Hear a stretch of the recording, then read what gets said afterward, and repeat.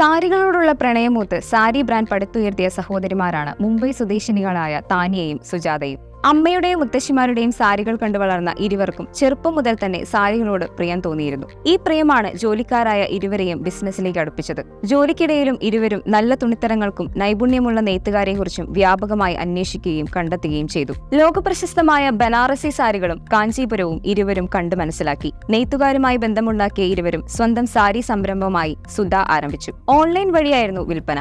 Order കൂടുതൽ ലഭിച്ചതോടെ ഇരുവരും ജോലി ഉപേക്ഷിച്ചു. ലളിതമായ ഡിസൈനുകളുള്ളതും കട്ടി കുറഞ്ഞ ബോർഡറുകളുള്ളതുമായ സാരികൾ പുറത്തിറക്കി. ഗുണമേന്മയുടെ കാര്യത്തിൽ ഒന്നാമതായിരുന്നു സാരികൾ.